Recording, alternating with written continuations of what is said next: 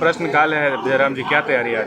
जी प्रश्नकाल में पहला प्रश्न ही रहेगा छात्रों से संबंधित और आशा करते हैं सरकार उसका निष्पादन करेगी। तो बोला था कि ना हम गाड़ी लेंगे ना हम कोई सुविधा लेंगे, लेकिन हर तरह का सुविधा वो सरकार से ले रहा है। गाड़ी का भी सुविधा ले रहा है, आपका आवास का भी सुविधा। जब आवास पसंद नहीं आया, उसको बंगला नहीं मिला, तो बोल रहा है कि हम वो छात्र लोग के दे रहे हैं। अगर अच्छा वही आवास रहता। पेपर लीक को लेकर के विपक्ष आज धरने पर है, सीबीआई जांच की मांग कर रहा है। जी विपक्ष की मांग सही है। आज कहीं ना कहीं पेपर लीक का जो मामला इस राज्य में देखने को मिल रहा है और इस मामले को लेकर सरकारें गंभीर नहीं होने के कारण एक के बाद एक लगातार क्रम अनुसार पेपर लीक के मामले सामने आ रहे हैं।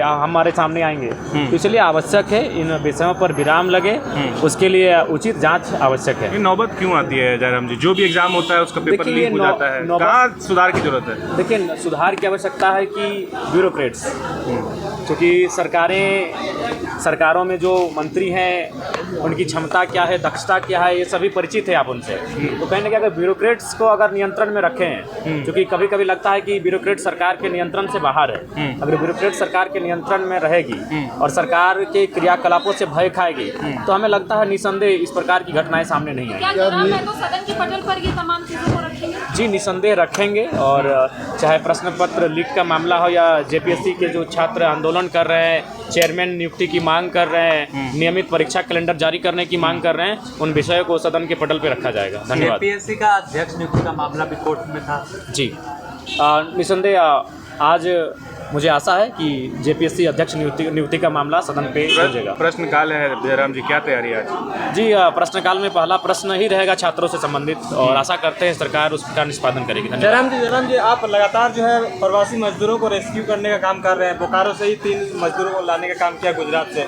क्या समस्याएं हो गया है जो झारखंड? देखिए समस्याएं तो हैं, और ये भी एक पहल अच्छी है कि प्रवासी मजदूरों को हम लोग वापस लाने में भी सक्षम रहें। अगर सरकार विधायक अगर प्रयास करते हैं तो सकारात्मक परिणाम सामने आते हैं, लेकिन वो प्रयास नहीं करना चाहते हैं। तो मैंने प्रयास किया और तीनों मजदूर वापस आ चुके हैं, लेकिन आगे केवल वापस आना ही हमारा मकसद नहीं है। इस राज्य में छोटे लघु उद्योग, कुटीर उद्योग का स्थापना करना आवश्यक है, तभी जाके प्रवास की समस्या का निदान होगा। धन्यवाद।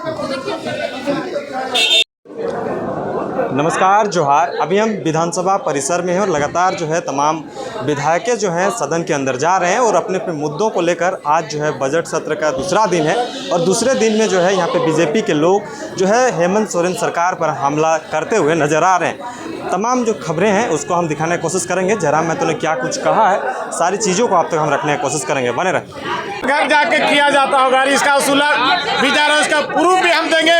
1-2 दिन में हम क्वेश्चन में डाले हैं, उसका कौन कितना पैसा दिया है। बहुत सा लोग लिखित के रूप में जेएमएम के लोग वसूला गया है पैसा, उसका भी हम लिखित देंगे। कल या परसों हम उसको विधानसभा के पटल में लाने का काम करेंगे।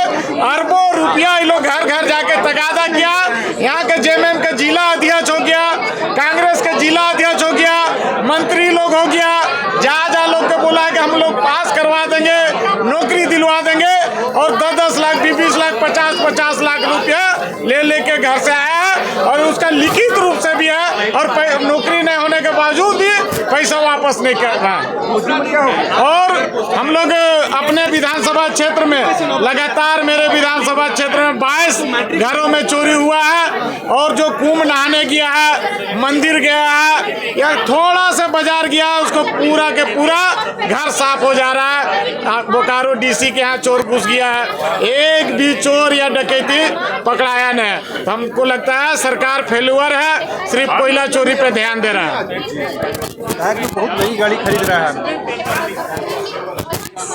फोर्जरी लोग जानबे करते हैं। जो लोग आप देख लीजिए, आप जहाँ इशारा कर रहे हैं उसमें हम भी नहीं बताना चाह रहे हैं, लेकिन वैसा फोर्जरी लोग शुरू से ही चंदा का चिट्ठा सब जीवन चला रहा है और जीवन भर वैसे ही चलेगा। तमाम विधायक विधानसभा परिसर में प्रदर्शन कर रहे हैं। विधायक उसका नाम वैसा वैसा लोग के बारे में हम लोग बात भी नहीं करना चाहते, फिर भी मीडिया अगर सवाल कर रहा है तो बोला था कि ना हम गाड़ी लेंगे ना हम कोई सुविधा लेंगे, लेकिन हर तरह का सुविधा वो सरकार से ले रहा है। गाड़ी का भी सुविधा ले रहा है, आपका आवास का भी सुविधा। जब आवास पसंद नहीं आया, उसको बंगला नहीं मिला, तो बोल रहा है कि हम वो छात्र लोग के दे रहे हैं। अगर अच्छा वही आवास रहता, हमको लगता है कि वो आवास में ऐश मौज करने का वो जगह बना लेता। इसलिए वैसा वैसा फोर्जरी लोग का बारे में पूछना भी है हम लोग का जगह उचित नहीं हमको लगता है। वो फोर्जरी लोग के जनता ही वो पर्दाफाश कर देगा बहुत जल्दी।